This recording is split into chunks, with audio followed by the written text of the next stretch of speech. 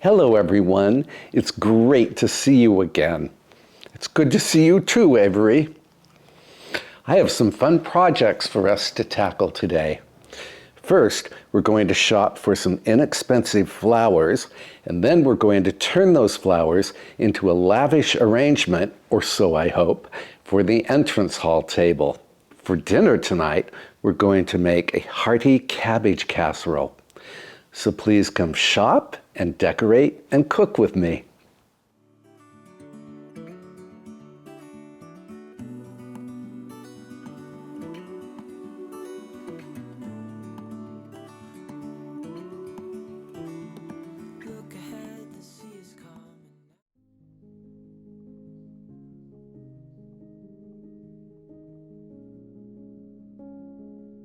Greens for the arrangement.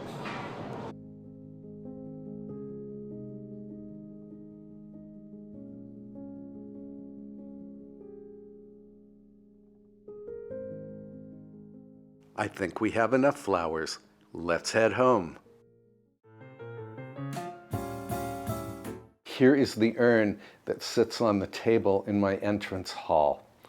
I'm going to place this bowl in the urn, which will hold the water and the floral foam, and then I will secure the bowl to the urn with floral tape. Here's my bowl. Now I'm using wet block floral foam, which I did soak thoroughly. And I just cut it into wedges to fit the bowl. And then, see how the bowl is not really secure here? So I'm going to tape this. Normally I use chicken wire for my arrangements, but today I want to use floral foam.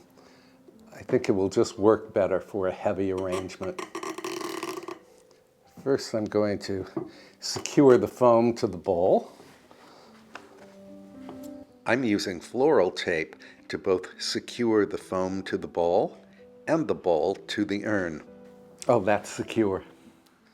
To start, I'm arranging greens in a fan shape at the rear of the bowl. This will create a green background for the flowers.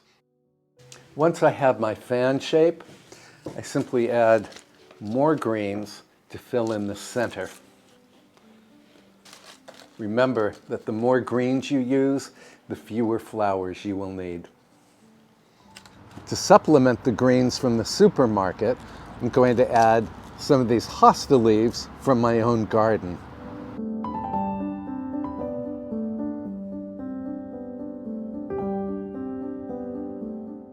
The collar of hosta leaves will hide both the floral foam and the tape.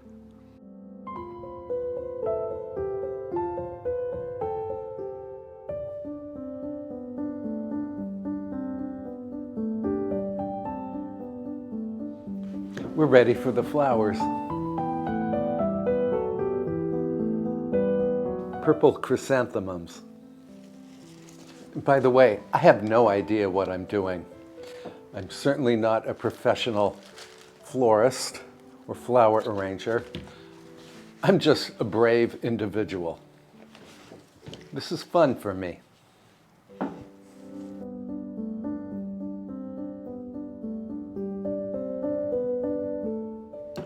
White chrysanthemums. Yellow alstroemeria.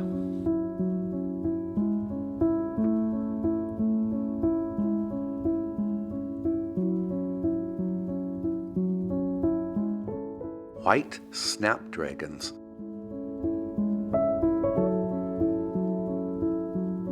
This is so much fun. And again, I have no idea what I'm doing.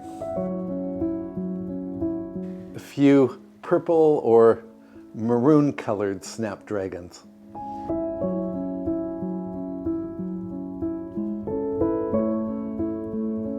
I think this is done. I still have some flowers left over, but I can put these in a separate vase. I'm going to clean this up, and then I will give you an overview of the arrangement.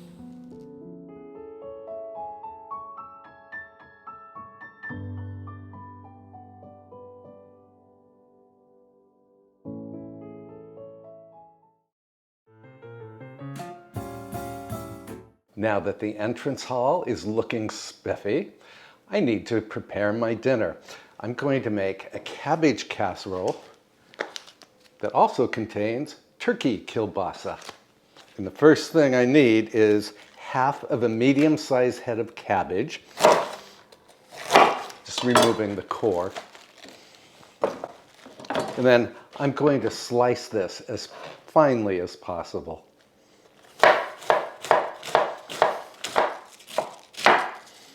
I don't know what it is about cabbage, but it always makes my body feel good. Now my oven is preheating to 350 degrees Fahrenheit or 180 degrees Celsius. Sprinkle the cabbage with a 1/2 to 3/4 of a teaspoon of salt. And then massage the cabbage until your fingers feel wet. So the cabbage is going to release moisture as you massage. And you only have to do this for about a minute. On one of my cabbage recipes, a viewer wrote that her husband, I think, was a doctor, and he said that cabbage is like a complete pharmacy all by itself. I don't know if you can see that the cabbage has given off quite a lot of moisture. And my fingers definitely feel wet. So now transfer the cabbage to a 2-quart baking dish. Let the cabbage rest in the baking dish for 5 minutes. Meanwhile, let's move on to the sauce. The sauce begins with 4 large eggs. Look at these eggs. I bought them at a local farm. They were only $4. The same size eggs are almost $7 at my local supermarket. I got a real bargain. And just crack these into a bowl. This is the same bowl in which I had the cabbage. I just rinsed it out quickly. This egg is huge. Whisk. Now whisk in a 1/4 cup or 58 grams of mayonnaise, plop, and a 1/4 cup or 62 grams of either sour cream or Greek yogurt, and a 1/4 cup or 30 grams of either all-purpose or plain flour, or even a gluten-free flour substitute. Then whisk in 1 teaspoon of baking powder. It's about 4 grams of baking powder. And the same amount, 1 teaspoon or 4 grams of cornstarch. Cornstarch will help the sauce to thicken as the cabbage bakes. I almost forgot the sausage. You could use any sausage you like here. It just needs to be fully cooked. And there's no exact quantity of sausage. Just use the amount that you like. And I'm going to cut this sausage into little coins. Oh, about a 1/2 inch thick. My dog is over here. You want this? She does. You don't have to add any meat at all to this dish. You can keep it vegetarian. Tuck the sausage into the cabbage. I almost forgot to whisk in the pepper. Now pour this wonderful sauce, really it's a custard, over the cabbage.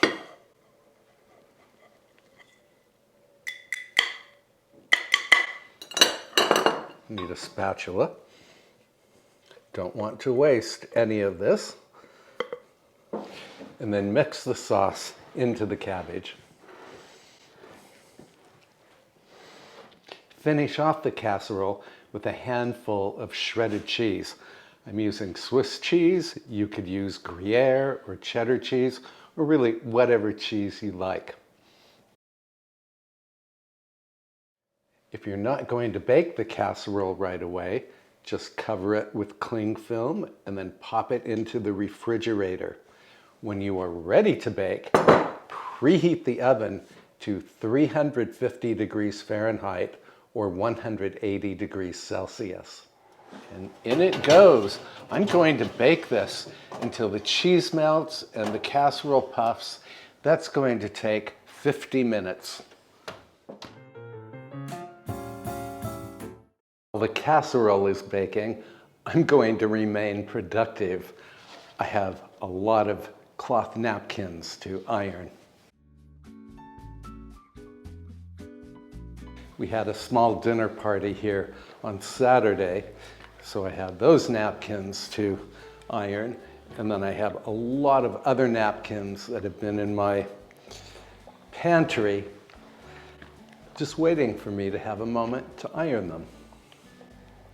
I'm just using a steam iron.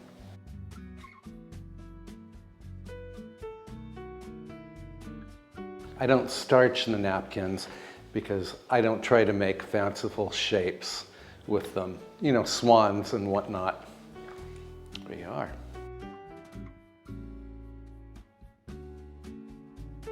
Since my signature napkin fold is a triangle, I simply fold the napkins into squares. And then I fold the square into a rectangle, like this.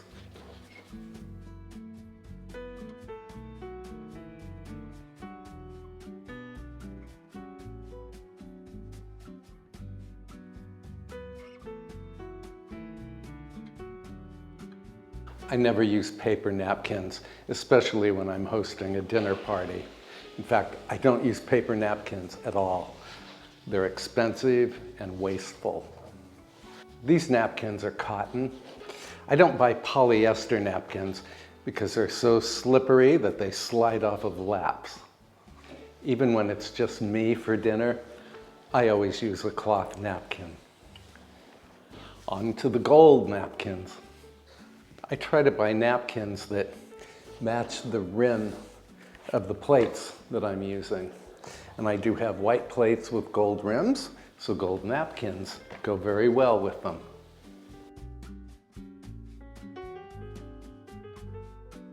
This is a Proctor Silex steam iron that I bought probably 30 years ago. It works great, and it was not expensive.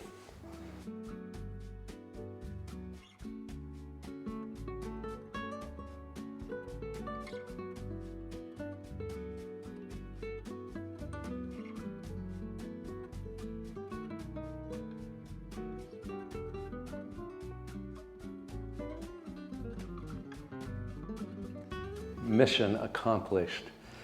Next time I host a dinner party, which will be very soon, I won't have to iron napkins at the last minute.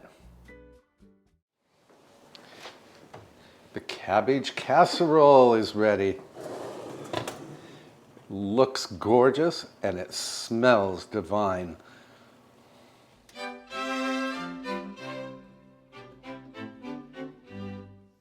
You should let this casserole cool for about 10 minutes before cutting into it, but I can't wait. A taste. For such a healthy thing, this cabbage casserole knocks it out of the park every time. This casserole is a complete meal. The only thing you might like to serve with it is a glass of Sauvignon Blanc.